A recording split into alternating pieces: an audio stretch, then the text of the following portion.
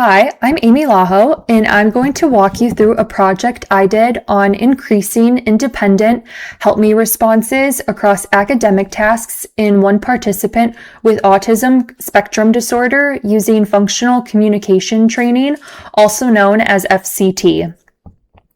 So for this project, I worked with Ethan, which is a pseudonym for a 5-year-old client I currently work with who has been diagnosed with autism spectrum disorder and receives ABA services.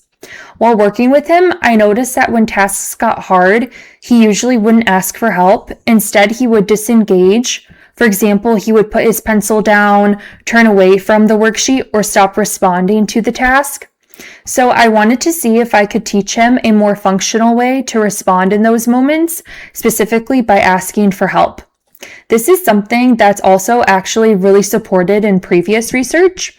FCT has been shown to increase communication while also reducing behaviors like escape or avoidance. So my goal was to help him become more independent by giving him a skill he could use across different tasks. For this project, I used a multiple baseline design across different academic tasks like tracing, matching, and math worksheets. This all took place during his regular ABA sessions in the clinic, and each session was about 5 to 10 minutes or until the worksheet was completed. I also worked on this alongside other staff who worked with him, so we were all following the same procedures to keep things consistent. During the baseline phase, I didn't provide any prompting at all for Help Me because I really wanted a true measure of his independent responding. Basically, I wanted to see if he would ask for help on his own without any support.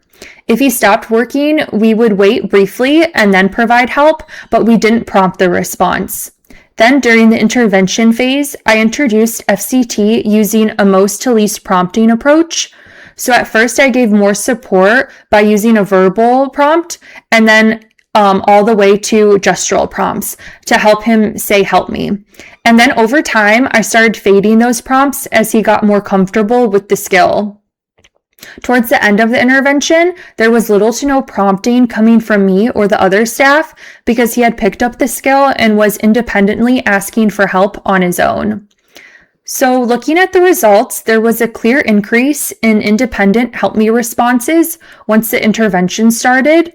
During baseline, his responses were really low, around 0 to 3 per session. Then after implementing FCT, that increased to about 4 to 7 responses per session. You can also see an overall upward trend, and this was consistent across all the tasks. There was some variability, which makes sense. Some days he just wasn't as motivated to do the worksheet, and other days he didn't really need much help because he was really capable of understanding the worksheet material.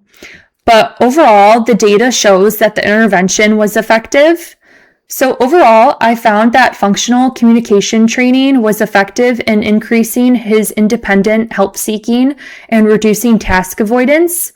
This lines up with previous research that shows when you teach functional communication, you're not just building communication skills, you're also reducing problem behaviors. There are a few limitations to keep in mind from my project. This was done with just one client and it was done in a clinical setting, so it's hard to say how well this would generalize to other environments like school or home. And there was also some variability in his responses, which could have been due to his motivation or just how difficult the task was for him. Since multiple staff were involved, we just made sure to follow the same procedures throughout the study. In the future, it would be more helpful to look at more clients and see how well these skills carry over into other settings. So overall, this project shows that functional communication training can be a really effective way to build independent communication skills and reduce avoidance behaviors. Thank you.